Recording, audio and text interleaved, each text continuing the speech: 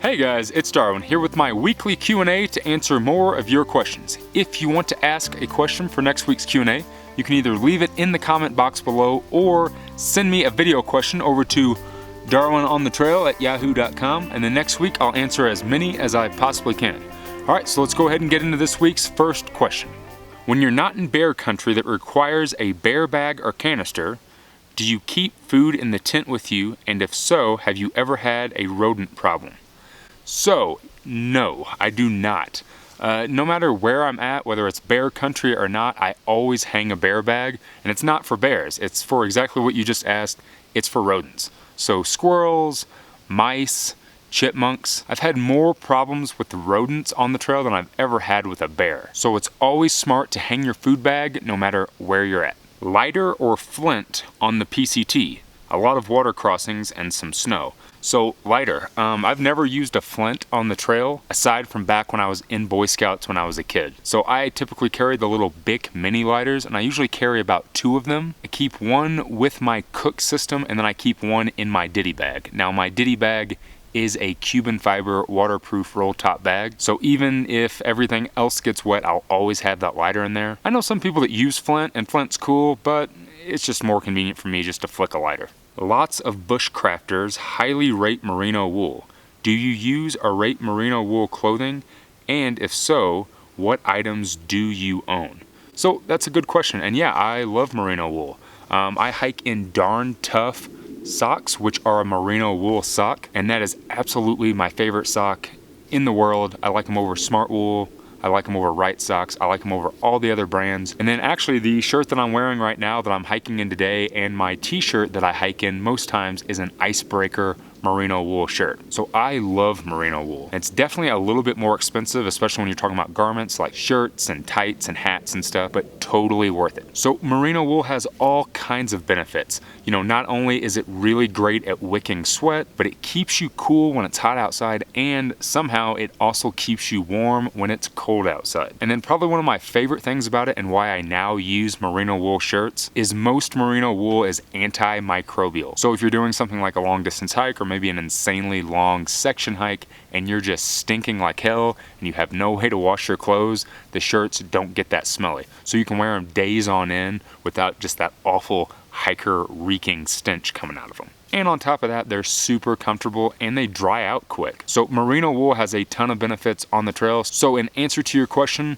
merino wool is awesome. I was wondering if you had any suggestions for a high top trail shoe that isn't too heavy and breathes. I have weak ankles and would like more support while out on the trail. So that's a great question, Gabby. And actually the shoe that I use, which is the Ultra Lone Peak 3.5, Ultra actually makes a mid version of this, or a high top. So it's the exact same shoe. It has that nice wide toe box. It breathes really well, and they're super light, but it has that extra ankle support. So I would definitely suggest checking those out. And then Merrell also makes a handful of lighter trail runners that do have a mid to them. But if I were you, I would definitely check out the Ultra Lone Peak 3.5 mids.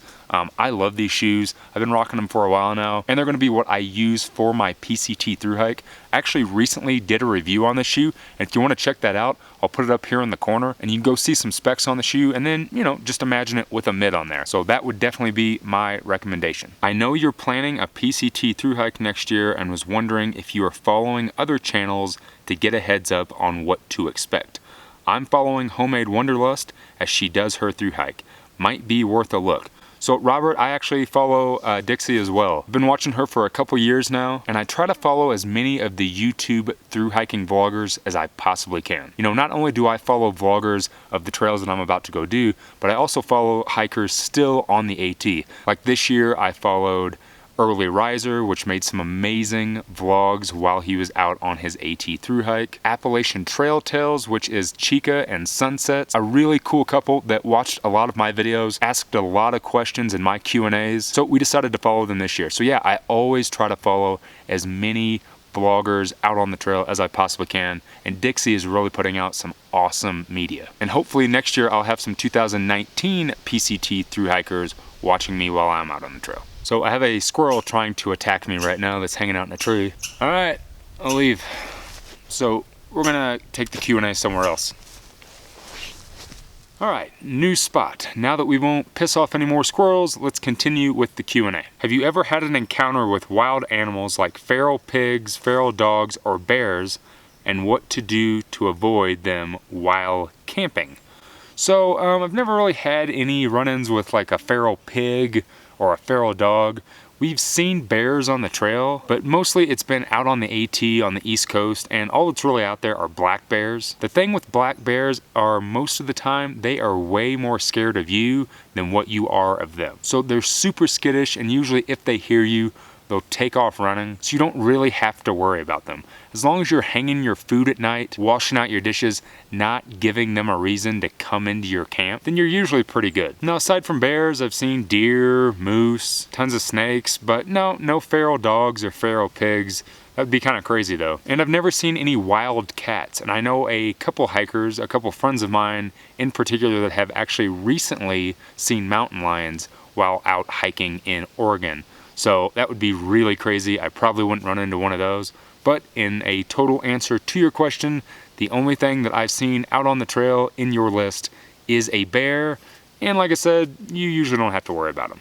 On the AT, did you ever see any thru hikers that shave every couple of days? People that are just not big on the whole beard thing. Also, what is your end of day hygiene routine?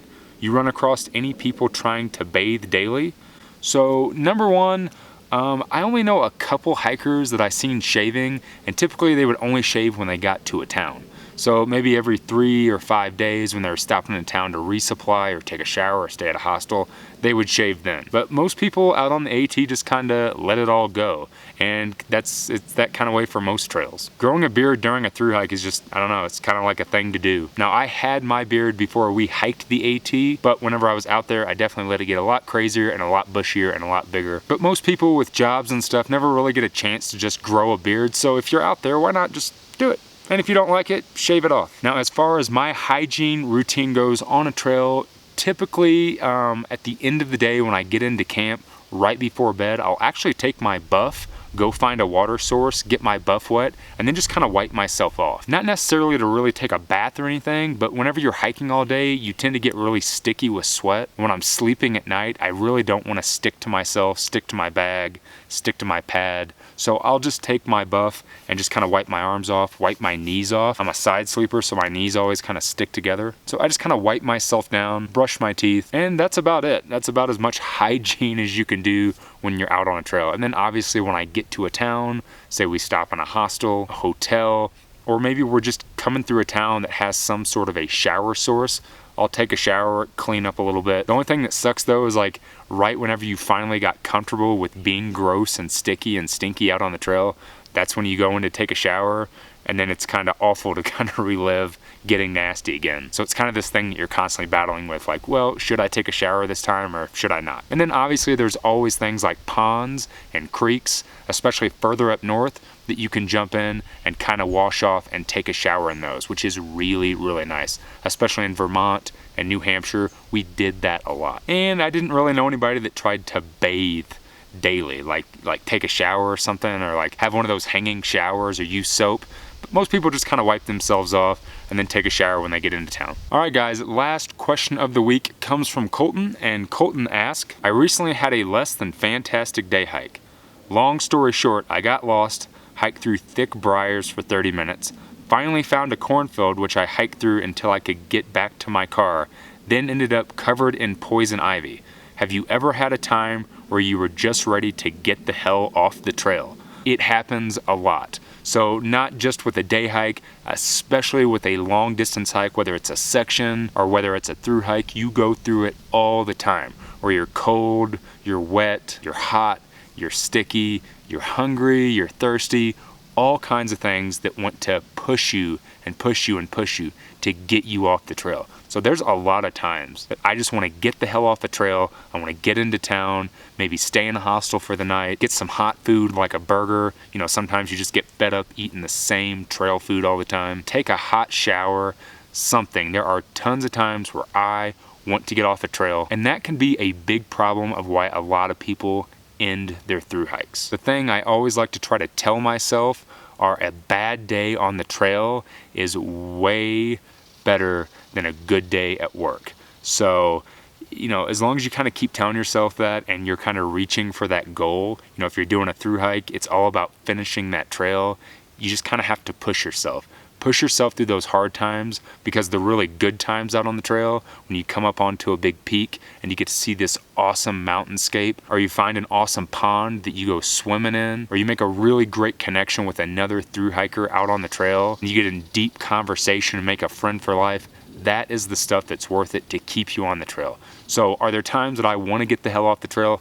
Yeah. But I just keep telling myself that it's just a little phase, it'll pass. And then there's always something waiting around that next mountain that's gonna lift your spirits up and make it the best hike you've ever had. All right, guys, so if you wanna ask a question for next week's Q&A, you can either leave it in the comment box below or send me a video question over to darwinonthetrail@yahoo.com, and then next week I'll answer as many as I possibly can. So in about 3 days, I'll finally be flying out to Cascade Locks in Oregon to go to PCT Trail Days. So my thoughts are, when I'm out there, I'm going to be shooting my Q&A for next week, and it will feature another through hiker guest. So get your questions in for next week's Q&A, and think of a little more general through hiking questions, not just for me, but for another hiker. So I wanted to touch on another thing before we go and say that if I haven't answered one of your questions in my Q&A, it's not because I'm ignoring you, it's probably because I've answered it before. So I've done 20 something Q&A, so if I haven't answered your question, maybe scan through those and you'll find that answer in those Q&As. I always try to answer new things that I've never gotten before, just so it doesn't sound repetitive to you guys. If you haven't had a chance yet, go over and check me out on Instagram. I've been posting a lot of new photos lately of some of the things that Snuggles and I have going on throughout the week, plus